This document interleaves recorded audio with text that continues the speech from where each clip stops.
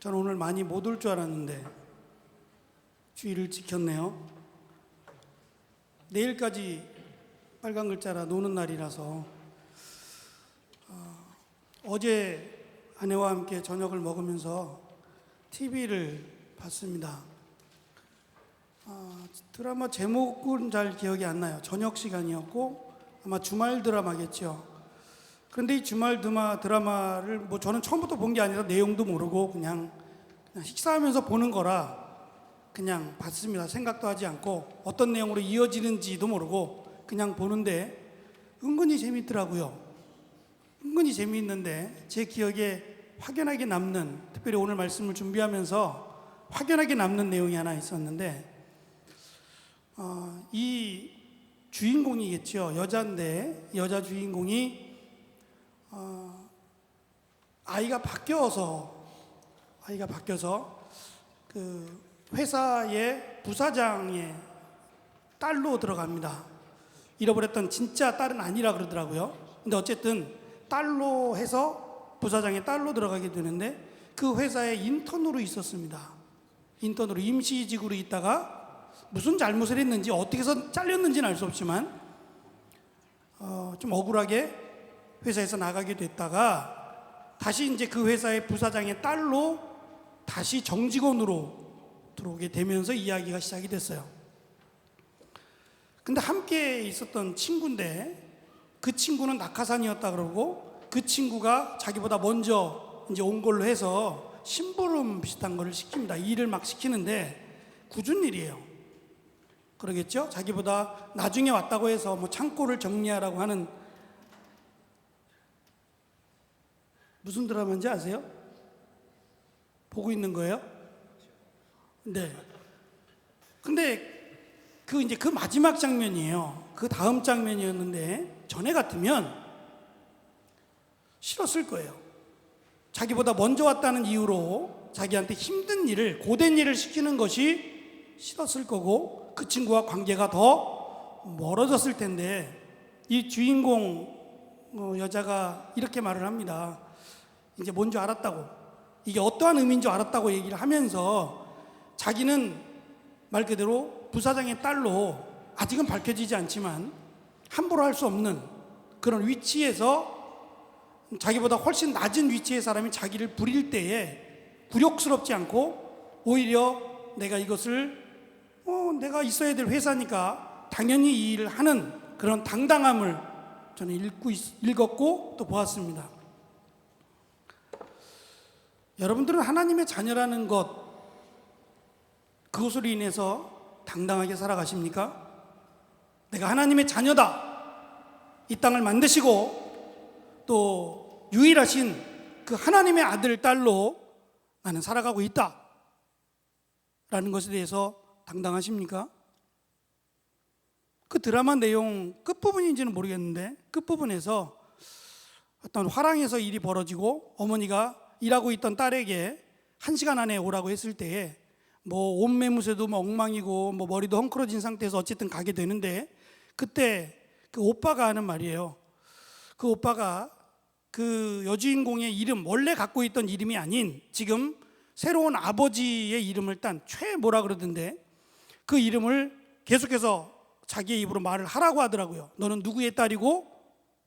근데 그것을 처음에는 소심하게 대답을 하다가 2번, 3번에 걸쳐서 그 아버지의 이름을, 아버지의 딸이라는 것을 밝히면서 점점 자신감을 얻어요. 그렇지, 나는 누구의 딸이지, 나는 누구의 딸로 당당하게 들어가는 거야 라고 자신감을 가지고 들어가서 그 어머니의 친구분들에게 당당하게 이야기하는 모습을 보면서 내가 하나님의 딸이고 내가 하나님의 아들이다 라는 것에 대한 당당함이 있는가, 자신감이 있는가, 만약에 있다면 우리는 정말 행복하게, 그리고 하나님께서 원하시는 대로 이 땅을 살고 있다, 저는 그렇게 생각합니다. 비록 내 형편이 그렇게 자랑할 만하지 않고 두드러지게 무언가를 내세울 만한 게 없다고 해도 내가 하나님의 자녀, 내가 하나님의 아들이다, 내가 하나님의 딸이다라는 그 하나만으로도 우리는 기죽지 않고 살 수 있습니다. 하나님이 어떠한 분입니까? 사도 바울은 빌립보서 1장 6절에서 이렇게 고백합니다. 구원을 시작하신 하나님이 예수 그리스도의 날에 그것을 이루시리라.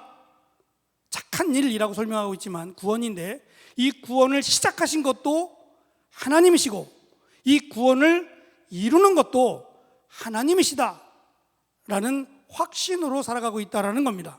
굉장히 멋지죠. 그래서 내가 이 확신이 있기 때문에 이 땅에서 내가 지금까지 살아오면서 쌓았던 많은 것들, 우리가 흔히 말하는 스펙이라고 하는 모든 것들을 배설물과 같이 여겨도 된다. 오히려 그것이 거추장스럽다. 내가 하나님의 자녀로 살아가는데 거추장스러우니 이것을 배설물과 같이 쳐다보기도 싫은 쓰레기와 같이 버려야 되겠다. 오히려 나는 하나님의 자녀로 살아가는 것이 훨씬 행복하고 훨씬 더 의미가 있다라고 바울은 고백을 했습니다. 그런데 12절로 넘어가면서부터는 이렇게 얘기합니다. 이미 얻은 것도 아니고 온전히 이룬 것도 아니어서 잡으려고 달려가는 중이다라고 말을 해요. 그렇게 당당하던 바울이 갑자기 멈칫하는 느낌이 들었습니다.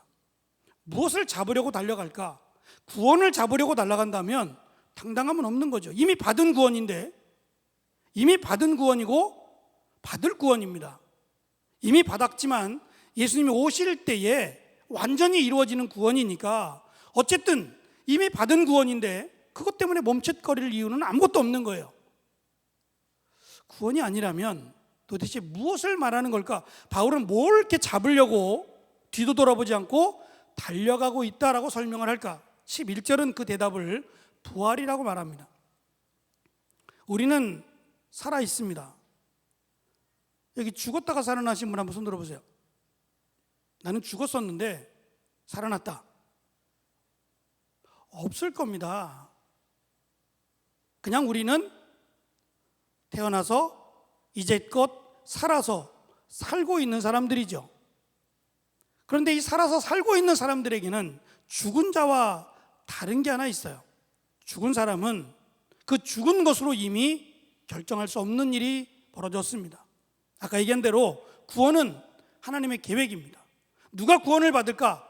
하나님이 계획하시고 하나님이 기준을 세워주셨는데, 그 기준은 예수 그리스도를 믿는 자, 나의 죄를 대신하여 죽고 부활하셨으며 다시 오실 그 예수님을 믿는 자는 구원이다 라고 도장을 찍어버렸습니다. 그래서 이미 수천 년 전에, 굉장히 오래전에 예수님을 믿었다면 그는 구원을 받았습니다. 믿지 않았다면 안타깝게도 구원을 받지 못합니다. 기회는 없는 겁니다. 근데 우리에게는 살아있음으로 인해서 이미 받은 구원, 내가 받은 구원이 우리 앞에 놓여 있습니다. 이 구원에 대한 문제가 아니라 죽음에 대한, 부활에 대한 문제입니다. 우리는 아직 살아있기에 이 살아있는 우리가 어떻게 살아야 되느냐를 지금 비유적으로 설명을 해주는 겁니다. 그래서 이것을 보다 쉽게 설명하기 위해서 잡으려고 달려가고 있는 마치 올림픽 경기에 나온 그런 경기를 비유로 해서 우리에게 설명을 하려고 합니다. 바울은 부르신 부름의 상을 위해서 달려간다 라고 말을 합니다. 지금도 올림픽 경기가 열리고 있죠. 몇 회인지 혹시 아십니까? 지금 이번에 열릴 경기, 앞으로 열릴 경기가 몇 회 올림픽인지 혹시 아시는 분 계신가요? 몰라도 괜찮습니다. 몰라도 괜찮아요. 뭐 중요할 수도 있고 중요하지 않을 수도 있지만 그 올림픽 경기가 정말 이때부터 계산이 된 건지는 확인될 수 없지만 사도 바울 당시에 올림픽 경기가 있었습니다. 그래서 찾아봤더니 2년마다 한 번씩 올림픽 경기가 있었고요. 올림픽 경기의 종목은 5가지였다고 합니다. 달리기, 높이뛰기, 원반 던지기, 투창, 레슬링, 이렇게 5가지의 종목이 있었어요. 물론 법칙이나 규칙은 지금과 같지는 않을 겁니다만 어떤 내용의 흐름은 크게 다르지 않을 겁니다. 그런데 흥미로운 점 하나가 있었어요. 이 5가지 이 올림픽 경기를 치름에 있어서 선수들이 등록을 하지 않겠습니까? 나는 이번에 달리기 선수로 등록을 합니다 라고 등록을 할 때에는 반드시 내가 10개월 이상 훈련했다라고 하는 증명서를 내야만 돼요. 근데 이 증명서를 내려면 나 혼자 달리기 연습을 했다라고는 할 수 없으니까 누군가의 증인 또는 어디 소속된 단체의 서명이 있어야만 되는 거예요. 그래서 이 사람이 그냥 기분에 따라서 나도 한번 뛰어봐야지, 나도 한번 참여해봐야지 라고 하는 것은 선수로 인정하지 않겠다는 겁니다. 최소한 10개월 이상 이 일을 품고 최선을 다해서 연습한 사람만 선수로 인정을 하겠다는 거였어요. 그래서 적어도 10개월 이상 내가 이 일에 올인해서 최선을 다해서 준비한 사람만 선수로 등록을 받아줬던 겁니다. 물론 선수가 되었다고 우승하는 건 아니죠. 더 열심히 더 최선을 다해서 준비한 선수가 우승을 하겠지요. 그런데 이때 우승한 사람이 받았던 상, 이 상은 제가 자주 얘기합니다만 지금은 시장에 가도 흔히 볼 수 있고요, 정육점에 가도 볼 수 있어요. 돼지고기를 사면 어디에 쓰시려고 삽니까? 라고 주인이 물어봤을 때 삶아서 먹으려고요, 수육으로 먹으려고요. 그러면 뭔가 이파리를 이렇게 같이 넣어줘요. 이거 넣어서 끓이면 비린내가 나지 않습니다 라고 넣어주는 이 마른 잎이 월계수 잎입니다. 이 월계수 잎을 엮은 관을 머리에다가 씌워주는 거였어요. 이거 전부예요. 이거 하나 받기를 위해서 목숨 걸고 10개월만 연습을 했겠어요? 2년마다 한 번씩 열리니까 2년에 한 번씩 2년 동안 이 일을 위해서 최선을 다해서 준비를 하겠죠. 이번에 떨어지면 다음에 또 2년을 준비해서 선수로 나가겠죠. 언제까지인지는 모르지만 어쩌면 그의 인생의 목적은 우승인데요, 이 우승은 월계수 이파리로 만들어서 엮은 그 관을 머리다 씌워주는 것이 전부였어요. 근데 이 면류관은 10년이 지나기 전에 마르고 썩어서 부서지고 맙니다. 그래서 바울은 썩을 면류관이 아니라 썩지 않을 면류관을 위해서 우리는 가야 한다고 우리에게 소개하고 있는데, 이 썩지 않을 면류관은 눈에 보이는 게 아닙니다. 구원이기 때문이죠. 우리가 죽었지만 다시 살아날 부활의 상이기 때문입니다. 이 부활의 상을 위해서 달려가야 된다고 말합니다. 왜 달려가야 되냐고 말하냐면, 아까 말씀드린 대로 우리는 살아있습니다. 살아있다라는 것은 단순히 살아 숨쉰다는 의미는 아닙니다. 여러 가지 활동을 하고 만들어 간다라고 하는 마치 상상도 할 수 없는 일들이 우리 앞에 놓여져 있고 또 이 일을 우리는 해나갑니다. 믿는다는 것은, 예수 그리스도를 믿음으로 구원을 받았다라는 것은 거기서 끝나는 것이 아닙니다. 구원을 받았으니까 내 마음대로 내가 하고 싶은 대로 어떠한 일을 해도 구원을 받는다? 그것은 아니죠. 내가 구원을 받았다면 구원받은 자로 살아가야 합니다. 비록 내가 실수하고 잘못하고 죄를 짓는다고 해서 구원을 못 받느냐? 그것은 아닙니다. 내가 잘못을 하더라도 예수 그리스도를 믿음으로 구원을 받기 때문에 내가 실수한다 그래서 구원을 못 받는다고 말하지는 못합니다. 그러더라도 내가 예수 그리스도를 믿는다면 이 믿음의 삶을 살아야 한다라는 것을 강조하기 위하여 부름의 상이라고 하는 비유를 들은 겁니다. 더구나 달려가라고 말하는 것은 우리가 지금 나아가야 될 방향이 다른 것들과 어쩌면 비교도 할 수 없을 만큼, 그리고 다른 것들을 쳐다보면 다른 방향으로 흐트러질 수 있기 때문에 바울은 달려가야 된다고 말을 합니다. 그래서 바울의 삶은 자기 중심의 삶에서 이제는 그리스도의 중심의 삶을 살아가기로 결정을 내립니다. 저는 이것을 행복하다라고 봅니다. 하나님이 살아계시고 하나님이 바울과 함께 하셨습니다. 특별히 빌립보서는 빌립보라고 하는 지역에 감옥에 있었던 사건을 기억나게 합니다. 바울과 실라는 그리스도를 전한다는 이유만으로 감옥에 갇혔는데요, 이 감옥이 우리 교회로 따지면 지하 2층 정도 되는 그런 어두운 지하 감옥이었어요.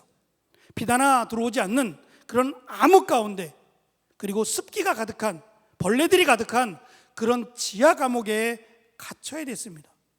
로마의 시민권도 있었고요, 바울은 가말리엘 문화생이었고요, 어느 것 하나 남부럽지 않고 오히려 사람들이 부러워할 만한 스펙을 갖춘 바울인데 자기는 예수 그리스도 때문에 감옥에 갇히게 됩니다.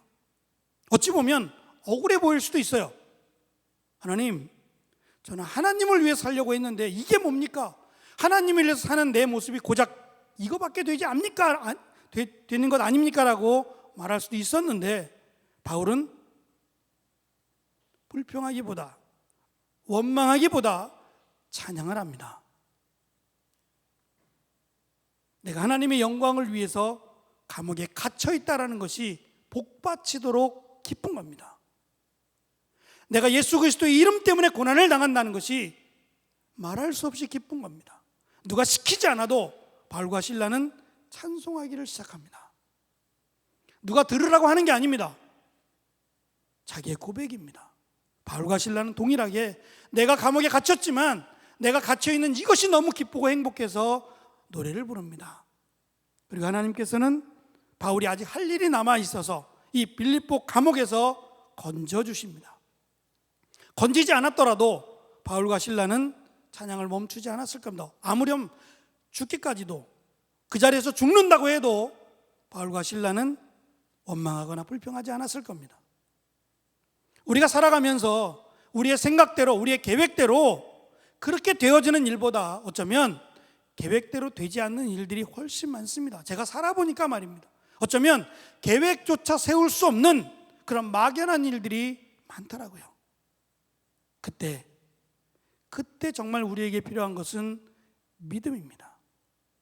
내가 부사장의 아들이라는 것 하나 가지고도 나에게 어떠한 일을 시켜도 짜증이 나지 않고 오히려 내가 이 일을 함에 있어서 그래 내가 하지 뭐 그래도 나는 부사장의 딸이야 라고 하는 자신감이 그에게 있어서 일하는 것이 오히려 즐거웠던 것처럼 내가 하나님의 딸이야, 내가 하나님의 아들이야 라고 하는 이 믿음이 있다면 비록 지금 내가 힘든 시간을 보내고 있더라도 찬양이 나올 겁니다. 바울은 이 부름의 상을 위해서 달려갑니다. 그런데 이 달려감이 짜증스럽거나 원망스러운 게 아니라 기쁘다는 겁니다. 이유는 한 가지, 나 같은 자를 구원하여 주신, 나 같은 자를 하나님의 자녀로 삼으신 그 은혜가 너무 커서 찬양밖에 나올 수 없는 겁니다. 하나님의 은혜가 크면 내가 지금 당하고 있는 고난은 고난이 아닙니다.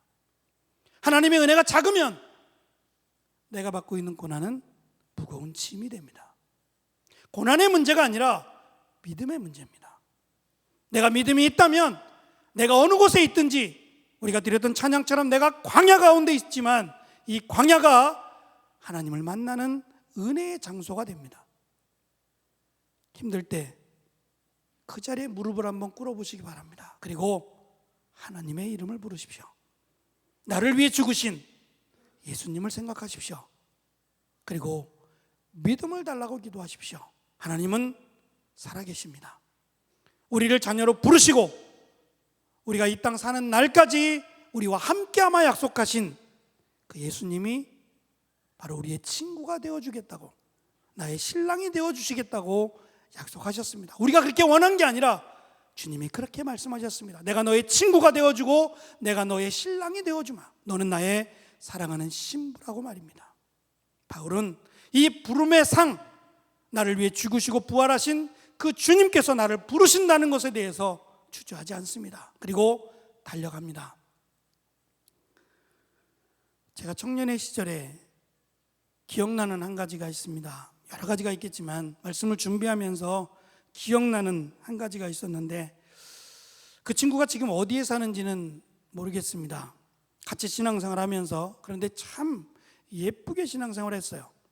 믿은 지 얼마 안 됐는데 이 믿음이 얼마나 이쁘든지 먼저 믿은 우리들이 참 부끄러워할 정도로 이쁘게 믿었는데 어느 한순간 이 친구가 그때 제가 다니던 교회는 어른들이 한 150명 그리고 청년들이 한 20명 되는 자그마한 교회였습니다. 그리고 예배 장소는 일교육관처럼 약간 지하에 있는 곳에서 예배를 드렸는데 그러다 보니까 습한 냄새가 자주 올라왔어요.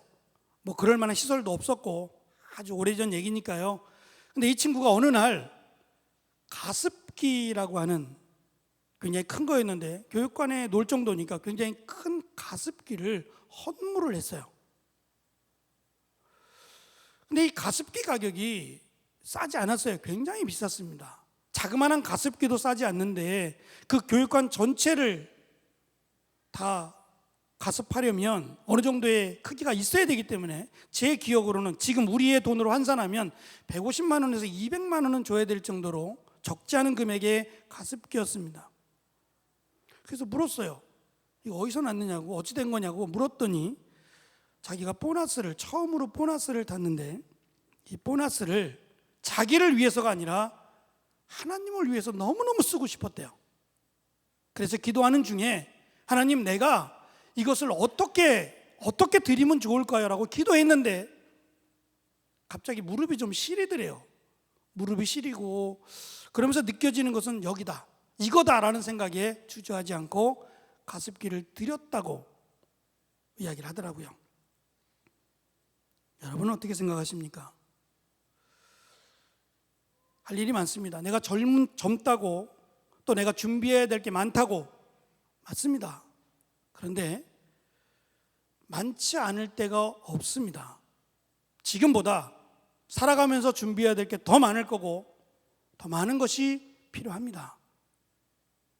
여러분이 할 수 있는 곳에서 하나님을 위해서 한번 헌신해 보십시오. 물질만이 아니라 시간도 마찬가지고 내 젊음을 하나님을 위해서 달려가 보시지는 않겠습니까? 여러분들 보고 목회자가 되라는 건 아닙니다. 그러나 목회자가 아니더라도 내가 하나님의 영광을 위해서 달려갈 일은 많습니다. 여러분의 젊음이 나중에 후회로 남지 않도록, 여러분의 젊은 날의 신앙이 후회되지 않기를 위해서 하나님의 영광을 위해서 달려보시지 않겠습니까? 그것이 어떠한 일이든지 간에 하나님의 살아계심을 믿고 하나님이 나와 함께 하심을, 하나님이 나의 하나님이 되심을, 나의 아버지가 되심을 믿는다면 하나님의 영광을 위하여 달려가 보시지 않겠습니까? 그 부름의 상을 위해서 말입니다. 기도하겠습니다. 바울은